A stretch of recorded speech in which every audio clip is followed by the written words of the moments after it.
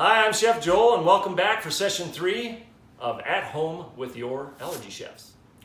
Today we're going to be talking about preliminary cooking and flavoring preparations. And the first one we're going to start out with is the standard breading procedure. Well, the standard breading procedure is a technique that is used for pan frying, deep frying, and baking foods. We're going to be doing a kid-friendly chicken tenders, and the coating on the outside is going to be corn flakes. Okay, the first thing that we're going to start with is butterflying the chicken. So let's make sure I get my gloves. And I have my yellow cutting board that I'm going to use for poultry that we talked about in our last session. So we have our chicken. We're going to start out by making sure we trim off any cartilage pieces or fat. And then we're going to butterfly. So what we want to do is actually take the thickest part and we're going to butterfly it by starting towards the tip. And as we cut, we're just going to be cutting halfway through. And I'm using a boning knife because it's much thinner. It's easier to cut into meat because it's smaller. And as I keep trimming and pulling, I'm going to pull back the meat. So that is the butterfly technique. So now I can cut all my strips and they'll all be the same thickness. Now we're going to cut it in half so that we can cut smaller pieces so you get more pieces out of your chicken. And we can just go ahead and cut them in little strips like this, about 1 inch thick. And we'll put them onto my tray here.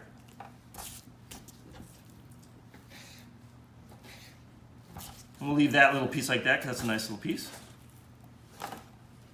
And same with this one.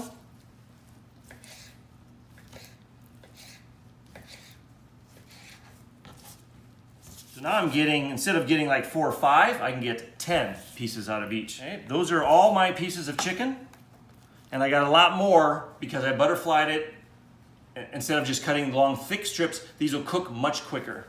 Okay, so now we're going to do actually what we call a flax egg. So it's ground flax seeds that you can buy in an already prepared flax meal, and we're going to add in, so this is some flaxseed meal.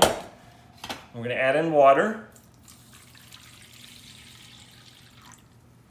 And we're going to vigorously whisk this, and then we're going to let it rest for about 5 minutes. Okay, I'm going to go ahead and set that aside, and we'll go into our rest of our breading. So these are some great pans that we found on the internet, and these are perfect for breading procedure because they have interlocking so that as you bread, you don't have ingredients flying all over the counter.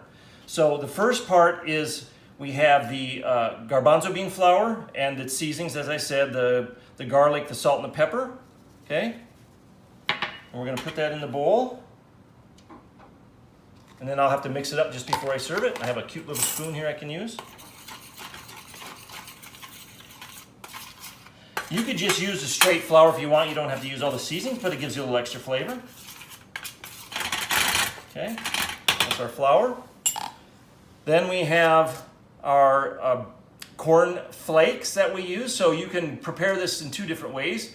You can take the cereal and put it into a plastic bag, like a Ziploc bag, and use a mallet or a rolling pin to crush it.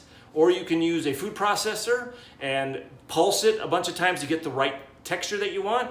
And you can see there's nice little pieces here. So it's going to give you a nice texture on the outside. And so you got a little, every bite's nice and crunchy. I only put half in there because we're going to need a little bit more as we go along. As this gets all mucked up with moisture, we'll add a little bit more of the crumbs to bread the rest of the ingredients. Now we're back to the flax egg. So the flax egg, you see we let it sit, and now we're just going to vigorously whisk it a little more so that it incorporates the rest of the water, and it looks like whipped eggs, doesn't it? Look at that. It's awesome. Just vigorously, really get into it. There you go. That's our flax egg. So we're going to add that to our second bin. So now we're going to go back and talk the breading procedure again. So with the breading procedure, there's 5 actually stations. You have your food item that needs to be breaded, and you can season this here. It could be any type of seasoning you want, but you could just put simply salt and pepper. Then you have some type of flour ingredient or something that will coat and attach itself to the moist product you're breading. Then we have our flax egg, but you could use alternative milks or eggs if you're not allergic to eggs. But that's the liquid here, and that could be flavored or unflavored. And then of course you have your coating on the outside. Your final step is to put it on your tray that you're going to use to either put in the oven or to pan fry. So we're going to bread some here that we'll put in the oven, and we use a wire rack so that the heat can circulate around it and give it a nice crispy texture. If you don't have a wire rack, that's okay. You can still use like parchment paper or foil, but it's a good idea to turn it over halfway through the process so the bottom part gets a little crusty. And this tray we're going to use for the pan frying, so we're going to show you how to pan fry these chicken tenders. So let's go ahead and get started. So I use one hand to get into the flour mixture, and you can put a few pieces in at once so you don't have to do one at a time. And then you can toss them, right? You want to coat them evenly, and you'll see that it really sticks really easily. Then you shake off excess. Okay, you're shaking off the excess. Drop in the liquid. So I can do these, there's like 5 pieces. Okay. Then I'm going to take my other hand, because I want to keep this one dry. I don't want to get moisture in here. It'll just be a mess. And you just turn these over, and you let that moisture stick to the flour, and then you drain that off. A little excess off, you don't want too much, and lay it in your breading. Our corn flakes, delicious corn flakes. I'll just go with that to start. And then you just start coating them. Right? So you have to toss them around a little bit, roll them around. You might need to grab them a little bit.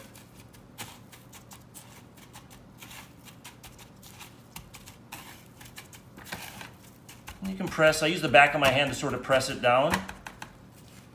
And there you have these nice coated chicken tenders. So I'm going to lay these right on my rack.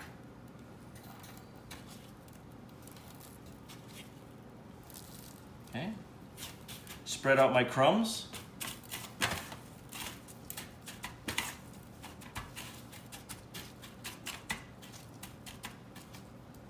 Okay.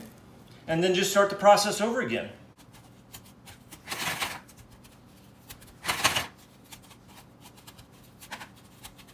Okay.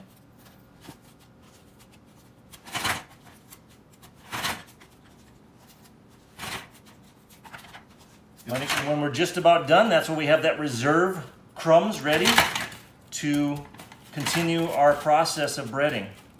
So you don't put it all in at once, because what happens is you can end up getting very large chunks of crumbs, and then you'll have big lumps on your breaded product. Now we've finished our breading of all the chicken tenders, and we are going to go bake some, and we're also going to pan fry some. So to start, I'm warming the pan, and I'm going to add in a cooking oil, so like a vegetable oil is just fine. And when you pan fry is over medium heat with a medium amount of oil. Test if it is hot enough.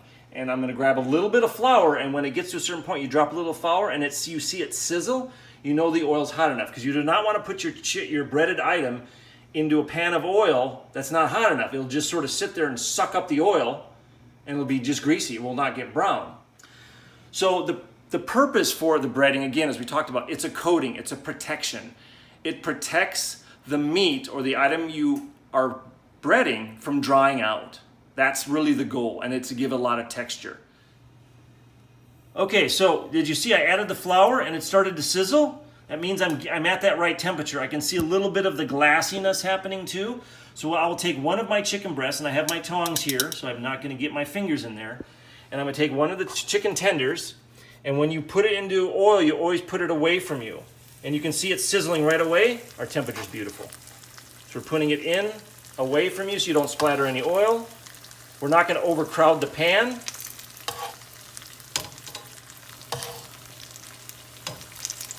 And I can fit one more in there safely. I'm going to put one more in there. And then I'm going to set my timer for 2 minutes. So I'm going to pan fry for 2 minutes on each side. All right, so we finished pan frying. I'm going to turn my stove off. Our pieces are ready to go. And we're going to put we'll put these in the oven for a few minutes. Okay. We have our ones that we're going to bake. And we're going to just take some olive oil and we're just going to spray a little bit of oil on it. Just like that. And then we'll put these in the oven at 400 degrees for 10 to 15 minutes. Now we're going to make a beautiful honey mustard sauce that Mary came up with. It's just amazing. I just can't stop eating it, so I asked her to make it all the time. But she has, hold on now, just relax. We need to save some for today's session. So we have a vegan mayonnaise. It's very simple. I mean, you can have regular mayonnaise, that's fine. We have our seasonings, which is garlic powder, salt, and a little bit of smoked paprika. Okay. Apple cider vinegar. And 2 types of mustard. We have a Dijon mustard and a yellow mustard. And honey. Of course you gotta have honey, otherwise how are you gonna have a honey mustard without honey? So we're gonna scrape that out. And then I have my whisk. And then we're going to just incorporate these ingredients together for the best tasting honey mustard you've ever had. All right, so our chicken has come out of the oven and it's beautiful brown, beautiful toasty. Took about 12 minutes to cook. I used my handy dandy thermometer and I checked the internal temperature of the largest piece of chicken and another one, at least do 2, and it was 165. It was great, so it was done. And we have these beautiful chicken tenders crusted in cornflakes with a honey mustard dipping sauce. So there are other breadings that you could use for this. You could use, we did it with potato chips, so like a kettle chip. That was delicious. So you can experiment with different types of crust, look at some different recipes out there. But with the cornflakes, we really like the flavor and the texture. So I'm going to go ahead and take a sample of this.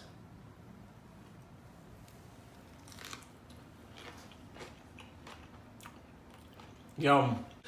Well, that is your cornflake crusted chicken tenders for today with a honey mustard dipping sauce. We're so glad that you joined us, and we look forward to seeing you back next Saturday for our presentation on batters. And we're going to do something special again for kids. So we look forward to seeing you back again. Next, the recipe for this great chicken tenders was posted on our website today. So go to youralgaechefs.com and pull this recipe off and then share it with your family. We look forward to seeing you again, and everybody have a safe and wonderful day.